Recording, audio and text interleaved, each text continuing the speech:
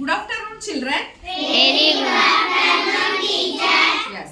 ನಮ್ಮ ರಾಜ್ಯ ಯಾವುದು? ಕರ್ನಾಟಕ. ಕರ್ನಾಟಕದ ರಾಜಧಾನಿ ಯಾವುದು? ಬೆಂಗಳೂರು. ಎಸ್, ಬೆಂಗಳೂರು ನಗರವನ್ನು ಕಟ್ಟಿದವರು, ಬೆಂಗಳೂರು ನಗರದ ನಿರ್ಮಾತೃ ಯಾರು ಅಂತಂದ್ರೆ ನಾಡಪ್ರಭು ಕೆಂಪೇಗೌಡರು. ಇವತ್ತು ನಾವು ಅವರ ಜಯಂತಿಯನ್ನ ಆಚರಿಸ್ತಾ ಇದ್ದೀವಿ. ಅವರ ವಂಶಾವಳಿ ಬಗ್ಗೆ ಹೇಳಬೇಕು ಅಂತಂದ್ರೆ ಅವರಲ್ಲಿ ಮೊದಲನೇ ಬರೋರು ಜಯಗೌಡ.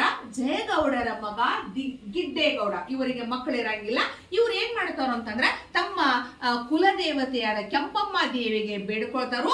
ಆವಾಗ ಅವರಿಗೆ ಕೆಂಪನಂಜೇಗೌಡ ಅನ್ನುವ ಮಗ ಜನನವಾಗ್ತತಿ. ಕೆಂಪನಂಜೇಗೌಡರ ಹೆಂಡತಿ ಲಿಂಗಮಾಂಬೆ. ಇವರಿಗೆ 4 ಮಕ್ಕಳು. ಯಾರು ಅಂತಂದ್ರೆ ಕೆಂಪೇಗೌಡ, ವೀರೇಗೌಡ, ಬಸವಯ್ಯ, ಕೆಂಪ ಸೋಮಯ್ಯ. ಮತ್ತೆ ಇವರ ವಂಶದಲ್ಲಿ ಬರುವಂತ ಹೆಸರುಗಳು ಎಲ್ಲ ಕೆಂಪ ಅನ್ನುವ ಒಂದು ಪ್ರತ್ಯಯದಿಂದ ಪ್ರಾರಂಭವಾಗ್ತಾವ. ಯಾಕಂತಂದ್ರ ಅವರ ಕುಲದೇವತೆ ಯಾರು?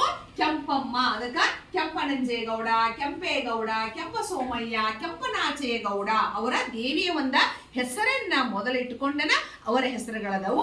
ಕೆಂಪೇಗೌಡರು ಯಾವಾಗಂತಂದ್ರ 1510 ಜನಿಸ್ತಾರೋ. ಅವರ ತಂದೆ ಕೆಂಪನಂಜೇಗೌಡ, ತಾಯಿ ಯಾರು? ಲಿಂಗಮಾಂಬೆ. ಯಾರು? ಕೆಂಪೇಗೌಡರ ತಂದೆ ಯಾರು? ಕೆಂಪನಂಜೇಗೌಡ, ತಾಯಿ ಲಿಂಗಮಾಂಬೆ.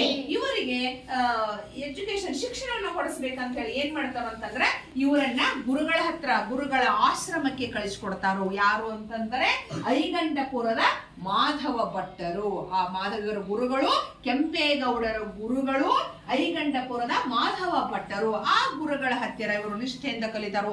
ಚಿಕ್ಕವನಿದ್ದಾಗ ಭಯಂಕರ ಎಲ್ಲದ್ರಲ್ಲಿ ಅವರು ಚುರುಕರ್ತಾರೋ. ಗುರುಗಳು ಅವರಿಗೆ ಎಲ್ಲಾ ವಿದ್ಯೆಯನ್ನ ಹೇಳಿಕೊಡ್ತಾರೋ. ಆಮೇಲೆ ಕೆಂಪನಂಜೇಗೌಡರು ಇವರು ಯಾರು ಅಂತಂದ್ರ ವಿಜಯನಗರ ಸಾಮ್ರಾಜ್ಯದ, ವಿಜಯನಗರದ ಆಸ್ಥಾನದ ಸಾಮಂತರಾಗಿ ಇವರ ಕಾರ್ಯವನ್ನು ನಿರ್ವಹಿಸ್ತಿರ್ತಾರೋ.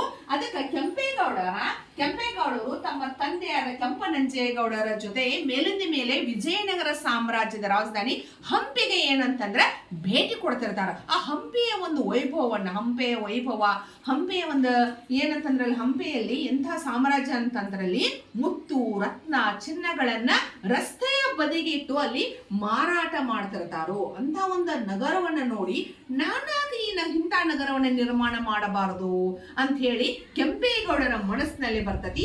ಆಮೇಲೆ ಒಂದು ಪ್ರಾಯಕ್ಕೆ ಬಂದಾಗ ಕೆಂಪೇಗೌಡರಿಗೆ ಮದುವೆ ಮಾಡ್ತಾರೆ. ಯಾರು ಮದುವೆ ಮಾಡ್ತಾರ ಅಂತಂದ್ರ ಇವರ ತಾಯಿ, ಕೆಂಪೇಗೌಡರ ತಾಯಿ ಲಿಂಗಮಾಂಬೆ, ಅವರ ಅಣ್ಣನ ಮಗಳಾದ ಚಿನ್ನಾಂಬೆ ಅಂದ್ರೆ ಸೋದರ ಮಾವನ ಮಗಳ ಜೊತೆಗೆ ಕೆಂಪೇಗೌಡರ ಮದುವೆ ಆಗ್ತತಿ. ಆಮೇಲೆ ವಿಜಯನಗರದ ಸಾಮ್ರಾಜ್ಯ ಶ್ರೀಕೃಷ್ಣ ದೇವರಾಯರ ಮರಣದ ನಂತರ ಅಲ್ಲಿ ಅಧಿಕಾರವನ್ನು ಯಾರು ಅಂತಂದ್ರೆ ಅಚ್ಯುತರಾಯರು ಅಧಿಕಾರವನ್ನು ವಹಿಸ್ಕೊಳ್ತಾರೋ. ಇವ್ರು ಏನ್ ಮಾಡ್ತಾರೋ, ನಗರವನ್ನ ನಿರ್ಮಾಣ ಮಾಡ್ಬೇಕು, ನಾನು ಏನಾದ್ರೂ ಸಹಾಯವನ್ನ ಪಡಿಬೇಕಲ್ಲ, ಅವ್ರಿಗೆ ಹೇಳಬೇಕಂತ ಹೇಳಿ ಅಚ್ಯುತರಾಯರ ಕಡೆ ಕೆಂಪೇಗೌಡರು ಬರ್ತಾರೋ. ಬಂದ ತಮ್ಮ ಕನಸನ್ನ ಅವ್ರಿಗೆ ಹೇಳ್ತಾರೆ. ಇಲ್ರಿ, ನಾನು ಒಂದು ನಗರವನ್ನು ನಿರ್ಮಾಣ ಮಾಡಬೇಕು ಅಂತಂದಾಗ ಅಚ್ಯುತರಾಯರು 50,000 ಬಂಗಾರದ ನಾಣ್ಯಗಳನ್ನ ಕೆಂಪೇಗೌಡರಿಗೆ ಕೊಡ್ತಾರೋ. ಅಷ್ಟೇ ಅಲ್ಲದ ನೀನೊಂದು ಧರ್ಮದಿಂದ ನೀನು ಆಡಳಿತ ನಡೆಸಾಕತ್ತಿದ್ದೀನಿ ಅಂತ ಹೇಳಿ ಅವರಿಗೆ, ಕೆಂಪೇಗೌಡರಿಗೆ ಧರ್ಮವೀರ ಅನ್ನುವಂತ ಬಿರುದನ್ನ ವಿಜಯನಗರ ಸಾಮ್ರಾಜ್ಯದ ಅರಸರಾದ ಅಚ್ಯುತರಾಯರು ಅವರಿಗೆ ಬಿರುದನ್ನ ಕೊಡ್ತಾರೋ. ಆಮೇಲೆ ಬರ್ತಾರವರ. ಬಂದ ನಂತರ ಇನ್ನು ಹೆಂಗ್ ನಿರ್ಮಾಣ ಮಾಡ್ಬೇಕಲ್ಲ, ದುಡ್ಡು ತಗೊಂಡ್ಬಂದ್ರು, ಬಂಗಾರದ ನಾಣ್ಯ ತಗೊಂಡ್ಬಂದ್ರು. ಅವಾಗ ಏನ್ ಮಾಡ್ತಾರೋ ಅಂತಂದ್ರಲ್ಲಿ ಚಿಕ್ಕಪೇಟೆ, ಈಗಿನ ಬೆಂಗಳೂರಲ್ಲಿ ಚಿಕ್ಕಪೇಟೆ ಒಂದು ಸರ್ಕಲ್ ಒಳಗ ಅಲ್ಲಿ ಪೂಜೆಯನ್ನ ಮಾಡ್ತಾರೋ. 4 ದಿಕ್ಕಿಗೆ ಎತ್ತುಗಳನ್ನೆಲ್ಲ ನೇಗಿಲ ತಗೊಂಡು ಎತ್ತುಗಳು ಬಿಡ್ತಾರ. ಆ ಎತ್ತುಗಳು ಎಲ್ಲಿ ತನಕ ನೇಗಿಲ ತಗೊಂಡು ಹೋಗ್ತಾರ, ಎಲ್ಲಿ ಹೋಗಿ ಸ್ಟಾಪ್ ಆಗ್ತಾರ, ಅಲ್ಲಿ ತನಕ ಆ ನಗರ ನಿರ್ಮಾಣ ಆಗಬೇಕು ಅಂತ ಹೇಳಿ 4 ಹೆಬ್ಬಾಗಿಲುಗಳನ್ನ ನಿರ್ಮಾಣ ಮಾಡ್ತಾರೆ. ಯಾವಂತಂದ್ರ ಹಲಸೂರು ಹೆಬ್ಬಾಗಿಲು, ಕೆಂಗೇರಿ ಹೆಬ್ಬಾಗಿಲು, ಯಶವಂತಪುರದ ಹೆಬ್ಬಾಗಿಲು ಮತ್ತು ಯಲಹಂಕ ಹೆಬ್ಬಾಗಿಲು. 4 ಹೆಬ್ಬಾಗಿಲನ್ನ ನಿರ್ಮಾಣ ಮಾಡ್ತಾರೋ. ಒಂದಾದ್ರಲ್ಲಿ ಬರುವಂತ ಕಥೆ ಏನಂತಂದ್ರ, ಒಂದು ಹೆಬ್ಬಾಗಿಲನ್ನ ನಿರ್ಮಾಣ ಮಾಡುವಾಗ ಅದು ಹೆಬ್ಬಾಗಿಲ ನಿಲ್ಲ ಅಂತ ಅದು ಕಟ್ಕೊಂಡು ಅದು ಬೀಳ್ತಾ ಇರುವಾಗ ಅವರ ಸೊಸೆಯಾದ, ಕೆಂಪೇಗೌಡರ ಸೊಸೆಯಾದ ಲಕ್ಷ್ಮೀ ದೇವಿ ತನ್ನ ಪ್ರಾಣವನ್ನ ಬಲಿದಾನ ಮಾಡಿದಳು ಅನ್ನುವಂತ ಒಂದು ಕಥೆ ಐತಿ. ಹೆಬ್ಬಾಗಿಲನ್ನು ನಿರ್ಮಾಣ ಮಾಡಿದ್ರು.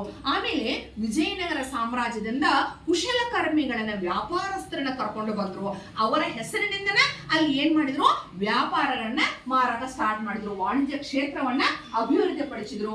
ಅಕ್ಕಿ ಪೇಟೆ ಅಂದ್ರೆ ಅಕ್ಕಿ ಮಾರೋರ್ದನ್ನ ಒಂದಲ್ಲಿ ಅದು ವರ್ತಕರ ಅದೊಂದು ಪೇಟೆ, ರಾಗಿ ಪೇಟೆ, ಆಮೇಲೆ ಬಳೆ ಪೇಟೆ, ಆಮೇಲೆ ಅರಳೆ ಪೇಟೆ, ಉಪ್ಪಾರ ಪೇಟೆ, ಕುಂಬಾರ ಪೇಟೆ, ಚಿಕ್ಕಪೇಟೆ, ಸನಕಲ್ ಪೇಟೆ, ದೊಡ್ಡ ಪೇಟೆ ಅಂತ ಹೇಳಿ ಈಗಾದ್ರೂ ಬೆಂಗಳೂರು ಒಳಗ ಈ ಹೆಸರಿನ ಬೆಂಗಳೂರಿನ ಹಳೆಯ ಭಾಗದಲ್ಲಿ ಈ ಹೆಸರಿನಿಂದನೇ ಇನ್ನೂ ಆದ್ರೂ ಬೆಂಗಳೂರೊಳಗ ಅದಾವೆಲ್ಲ.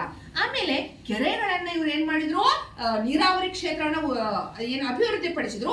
ಕೆರೆಗಳನ್ನು ನಿರ್ಮಾಣ ಮಾಡಿದ್ರು ಅಂತಂದ್ರೆ ಕೆಂಪಾಂಬುದಿ ಕೆರೆ, ಆಮೇಲೆ ಮನೆ ದೇವತೆಯಾದ ಕೆಂಪಮ್ಮ ದೇವಿಯ ಹೆಸರಿನಿಂದ ಕೆಂಪಾಂಬುದಿ ಕೆರೆಯನ್ನ, ಆಮೇಲೆ ಧರ್ಮಾಂಬುದಿ ಕೆರೆ. ಈ ಸದ್ದ ಏನಂತಂದ್ರೆ ಬೆಂಗಳೂರೊಳಗದ ಬಸ್ ಸ್ಟ್ಯಾಂಡ್ ಆಗೈತಿ. ಅದು ಧರ್ಮಾಂಬುದಿ ಕೆರೆ ಐತಲ್ಲ, ಮೆಜೆಸ್ಟಿಕ್ ಬೆಂಗಳೂರೊಳಗದು ಬಸ್ ಸ್ಟ್ಯಾಂಡ್ ಆಗೈತಿ. ಆಮೇಲೆ ಚೆನ್ನಮ್ಮ ಕೆರೆ, ತಮ್ಮ ಹೆಂಡತಿ ಹೆಸರಿನಿಂದ ಚೆನ್ನಮ್ಮ ಕೆರೆ ನಿರ್ಮಾಣ ಮಾಡಿದ್ರು. ಆಮೇಲೆ ಸಂಪಂಗಿ ಕೆರೆ, ಈ ಸದ್ದ ಏನಾಗೈತಿ, ಸಂಪಂಗಿ ಕೆರೆ ಏನಾಗಿದೆ ಅಂದ್ರೆ ಕಂಠೀರವ ಸ್ಟೇಡಿಯಂ ಆಗಿದೆ. ಆಮೇಲೆ ಈ ರೀತಿ ಎಲ್ಲಾ ನಗರವನ್ನ ಅವರು ಅಭಿವೃದ್ಧಿಗೊಳಿಸಿದ್ರು. ಆಮೇಲೆ ಅಭಿವೃದ್ಧಿ ಆದಂಗ ಕೆಂಪೇಗೌಡರ ಪ್ರಸಿದ್ಧಿ ಆದಂಗ ಅವರಿಗೆ ಶತ್ರುಗಳು ಹುಟ್ಟಕ್ ಸ್ಟಾರ್ಟ್ ಮಾಡಿದ್ರು. ಕೆಂಪೇಗೌಡರನ್ನ ಹೇಗಾದ್ರೂ ಮಾಡಿ ನಾವು ಮಣಿಸಬೇಕಲ್ಲ ಅಂತೇಳಿ ಆವಾಗ ಏನ್ ಮಾಡಿದ್ರು, ನಗರವನ್ನ ರಕ್ಷಣೆ ಮಾಡಾಕ ಕೋಟೆಗಳನ್ನ ನಿರ್ಮಾಣ ಮಾಡಿದರು. ಕೋಟೆಗಳ ನಿರ್ಮಾಣ ಮಾಡಿದ್ರೆ ಕೋಟೆನ ರಕ್ಷಣೆ ಮಾಡಾಕ ಎತ್ತರವಾದ ಗೋಪುರಗಳನ್ನ ಕಟ್ಟಿದ್ರು. ಯಾಕಂದ್ರೆ ಆ ಗೋಪುರಗಳ ಮೇಲೆ ಹತ್ತಿ ನೋಡಿದ್ರೆ ಶತ್ರುಗಳು ನಗರಕ್ಕ ದಾಳಿ ಮಾಡೋದು ಕಾಣಿಸ್ತಲ್ಲ ಅಂತ ಹೇಳಿ ಗೋಪುರಗಳನ್ನ ನಿರ್ಮಾಣ ಮಾಡಿದ್ರು. ಅವು ಎಲ್ಲಂತಂದ್ರೆ ಈಗಾದ್ರೂ ಲಾಲ್ಬಾಗದ ಹತ್ತಿರ, ಆಮೇಲೆ ಮತ್ತು ಹಲಸೂರು ಕೆರೆ ಹತ್ತಿರ, ರಮಣಶ್ರೀ ಉದ್ಯಾನವನದ ಹತ್ತಿರನು ನಾವೇನಂದ್ರೆ ಗೋಪುರಗಳನ್ನ ನೋಡಬಹುದು. ಆಮೇಲೆ ಇವರು ದೈವಿ ಭಕ್ತರಾಗಿದ್ದರು. ದೇವಾಲಯಗಳನ್ನ ನಿರ್ಮಾಣ ಮಾಡಿದ್ರು. ಬೆಂಗಳೂರಿನಲ್ಲಿ 11 ಅಡಿ ಎತ್ತರದ ಒಂದು ದೊಡ್ಡ ಬಸವಣ್ಣನ ಗುಡಿ, ಆಮೇಲೆ ಗಣಪನ ಗುಡಿ, ಆಮೇಲೆ ಇವರ ಆರಾಧ್ಯ ದೈವ ಯಾವುದು ಅಂತಂದ್ರೆ ಗವಿ ಗಂಗಾಧರೇಶ್ವರ, ಆಮೇಲೆ ಆಂಜನೇಯ ಟೆಂಪಲ್, ಈ ರೀತಿ ಅವರು ನಿರ್ಮಾಣವನ್ನ ಮಾಡಿದರು. ಆಮೇಲೆ ಇವರ 1569ರಲ್ಲಿ ಇವರು ಏನಂತಂದ್ರೆ ಇವರು ಸ್ವರ್ಗಸ್ಥರಾದರು.